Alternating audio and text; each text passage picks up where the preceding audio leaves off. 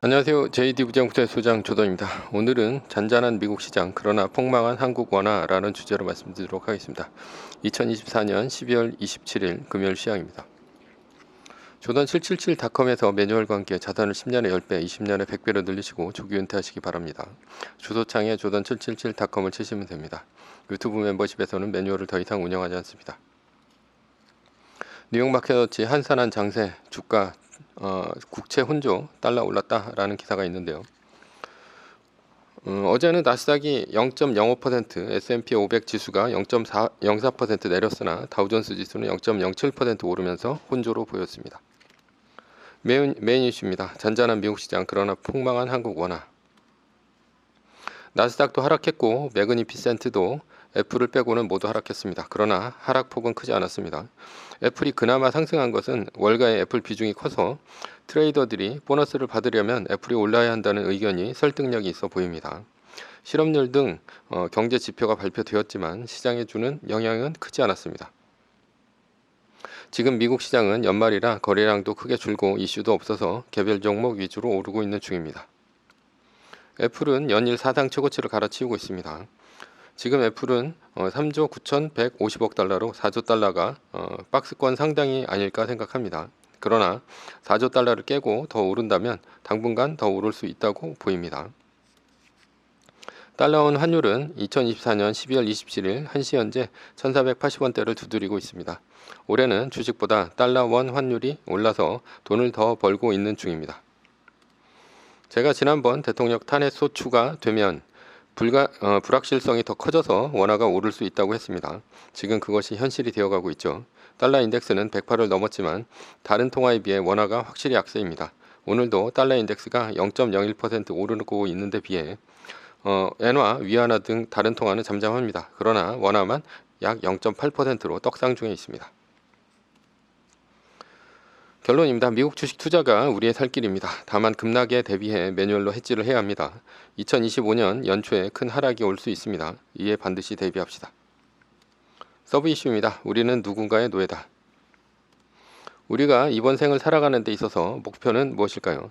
내 한 몸 편하게 사는 것이 목표일 것입니다.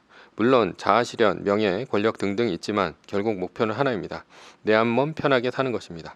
왜냐하면 이것으로 신분사회가 설명 가능하기 때문입니다. 신분사회는 고대 노예제 사회에서부터 현재 자본주의까지 남을 지배하는 것이 핵심입니다. 왜 남을 지배해야 할까요? 이유는 내 한 몸 편하게 살려는 것입니다. 고대 노예제 사회에서 노예가 있었던 이유는 무엇입니까? 남이 나를 내가 먹을 양식을 구해주고, 남이 내가 입을 옷을 만들어주며, 남이 나를 위해 따뜻하게 불을 피워주고, 남이 나를 이동시켜주는 일 등등이었습니다. 그러기 위해서는 내 한 몸 편하게 해줄 남이 필요합니다. 남이 바로 노예입니다. 지배층은 소수였고 대부분은 누군가의 노예였습니다. 현대의 자본주의 사회도 크게 다르지 않습니다. 현대는 남 대신 기계로 노예 노동이 많이 대체되었습니다. 우리가 18세기 왕보다 훨씬 좋은 환경에서 산다는 말이 있죠. 우리는 목욕을 하려면 온수를 틀면 되고 바닥을 따뜻하게 하려면 바닥난방 보일러를 돌리면 됩니다. 먼 길을 가는 것은 자동차나 비행기가 그 일을 대신하고 있죠. 그렇다고 대부분의 사람이 노예가 아니라는 소리는 아닙니다. 현재도 대부분의 사람은 노예 상태입니다. 예를 들어 농부는 농사 지을 때 예전에는 농부 자신의 힘이나 가축의 힘에 의존했습니다. 그러나 지금은 농기계인 콤바인이나 트랙터 등과 같이 에너지가 그 일을 합니다. 그렇다고 농부가 없는 것은 아니죠. 그 기계를 운전하는 것은 농부 아닙니까? 농업 현대화로 농부가 줄어들긴 했지만 그대로 농사를 짓기 위해서는 농부가 필요합니다. 대신 현재는 농기계나 에너지의 생산, 유통에 더 많은 사람들이 존재합니다. 농부가 줄어든 대신 농업과 관련된 기계와 에너지에 관련된 일에 종사하는 사람이 늘었다는 얘기입니다. 기계를 만드는 공장에서 일하는 노동자, 에너지에 관련된 일에서 종사하는 노동자도 따지고 보면 노예입니다. 즉 노예 숫자는 줄지 않았다는 얘기입니다. 생각해보면 대기업의 CEO도 노예이기는 마찬가지입니다. 대기업 회장도 많은 회사에서 많은 직원을 거느리고 있지만 고객을 위해 일을 한다는 것에 있어서 노예라는 사실은 변함이 없습니다. 대기업 CEO가 일을 안 하는 것 같습니까? 아닙니다. 치열하게 일을 하고 있습니다. 미국의 경우 전문 경영인인 CEO가 일을 잘못하면 이사회에 의해 쫓겨나는 것이 흔한 일입니다. 그래서 미국의 CEO는 자신의 기업의 주식 가치를 올리기 위해 워커홀릭인 것은 흔히 아는 사실입니다. 예전에 농부는 해가 떠 있는 동안에만 일을 했습니다. 그러나 현대에 와서는 전기가 발명되면서 밤에도 일을 하게 되었습니다. 현대인은 밤에도 일을 하고 있습니다. 현재는 예전보다 더 가혹한 노동 환경에서 일하고 있는 중입니다. 게다가 CEO는 많은 직원을 거느리고 있다는 막중한 책임감 때문에 심지어 잠을 자는 동안에도 일을 합니다. 그만큼 일을 하는 시간이 많아졌다는 얘기입니다. 그런데 어떻게 CEO가 일을 안 한다고 생각합니까? 따라서 대기업 회장도 밤낮으로 쉬지 않고 일을 하고 있습니다. 그런데도 CEO가 노예가 아닙니까? 그러니 대기업 회장도 노예라 할 수 있습니다. 그렇다면 누가 노예가 아닙니까? 그것을 바로 스웨덴의 발렌베리 가문이 자본주의에서 자유인이 누구인가를 희미하게나마 보여주고 있습니다. 발렌베리 가문의 가훈은 존재하되 드러내지 않는다는 것으로 유명합니다. 발렌베리 가문은 스웨덴의 상장 기업의 약 40%를 지배하고 있지만 가문의 일원이 CEO가 되는 일은 드뭅니다.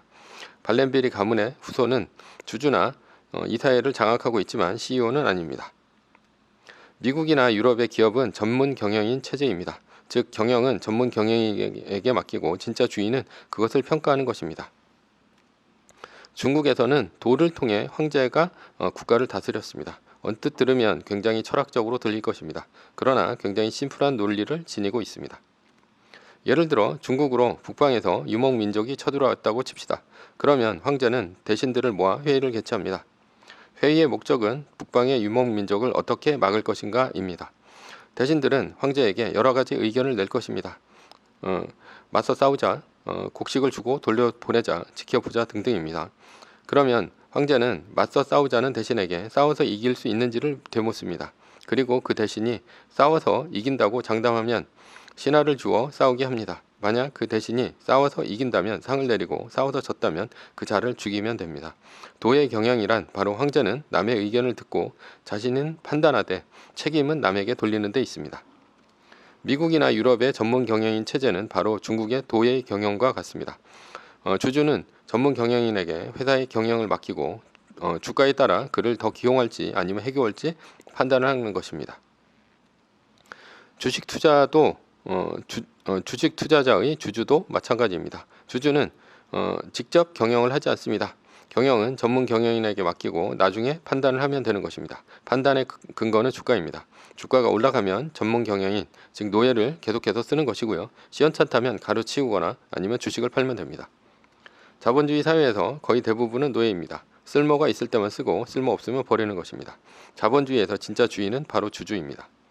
주주의 경영은 남에게 맡기고 자신은 판단만 하면 됩니다. 멍청한 주주는 주주권 행사를 못합니다. 주주권 행사를 못한다는 것은 주가가 떨어지면 경영진을 갈아치우거나 주식을 팔아치우는 것인데요. 그러나 대부분의 개미는 대주주가 아니기에 경영진을 쫓아낼 수가 없습니다. 따라서 떨어지는 주식은 팔아야 마땅합니다. 그런데도 주식을 맹목적으로 들고 있는 경우가 있습니다. 이것을 흔히 주식에 물렸다고 합니다. 그러나 주가가 떨어졌다는 표현이 참 애매합니다. 왜냐하면 주가는 떨어졌다가도 언제든지 오를 수 있기 때문입니다. 그런 면에서 세계 1등 주식 투자는 꽤 쉽습니다. 왜냐하면 주가가 떨어지면 1등 주식의 순위가 바뀌기 때문이죠. 1등이 바뀌었는데도 주식을 그대로 들고 있다는 것은 제대로 된 주주권 행사의 기본을 모르는 멍청이와 같습니다. 가끔 주주가 노예가 되기도 합니다. 어떤 주주는 떨어지는 주식을 들고 있으면서 팔지도 못합니다. 오히려 전문 경영인 또는 대주주의 노예가 되어 그들에게 지배당합니다. 그들이 주가를 올려줄 것이라 맹목적으로 믿고 따릅니다. 그러나 주주는 반대가 되어야 합니다. 경영진을 갈아치울 수 없다면 주식을 팔아야 합니다. 그것이 주주가 가지는 진정한 주인의 도리입니다. 결론입니다. 자본주의에서 주주를 제외한 모든 사람은 누군가의 노예입니다. 노예는 남에게 나의 목숨을 맡긴 사람입니다. 주주는 남에게 책임을 지우고 주주는 주주권 행사로 그들의 목숨을 살릴지 죽일지를 판단하는 사람입니다. 주식을 사고 파는 판단은 주가로 하되 단호해야 합니다. 그래야 이 냉혹한 자본주의에서 주주는 완벽한 주인이 됩니다. 주식이 한 주도 없거나 주주의 권리를 포기한 대부분의 자들은 자본주의의 노예입니다. 매뉴얼입니다. 세계 1등 주식은 전고점 대비 2.5% 떨어질 때마다 10%씩 팔면서 숏을 치며 리밸런싱을 하다가 나스닥 마이너스 3%가 뜨면 숏을 치며 말뚝을 박습니다. 그러다 반등이 시작되면 V자 반등 리밸런싱을 하면 됩니다. 자세한 내용은 JD 부장연구소 인강 사이트에서 강의를 들으시면 됩니다. 전제는 세계 1등 주식은 우상향 합니다. 매뉴얼을 지키며 세계 1등에 투자하면 매년 25%의 복리로 10년간 10배, 20년간 100배로 재산을 불릴 수도 있습니다. 위의 상황은 매뉴얼일 뿐입니다. 따를 사람은 따르고 참고할 사람은 참고하시면 됩니다. 주식을 사고 파는 것에 대한 모든 책임과 이득은 본인에게 있습니다. 매뉴얼을 지키려면 머리를 쓰지 말고 머리를 쓰려면 매뉴얼을 지키지 맙시다. 오늘은 잔잔한 미국 시장 그러나 폭망한 한국 원화라는 주제로 말씀드렸고요. 지금까지 JD 부장연구소의 소장 조단이었습니다. 지금까지 들어주셔서 감사합니다.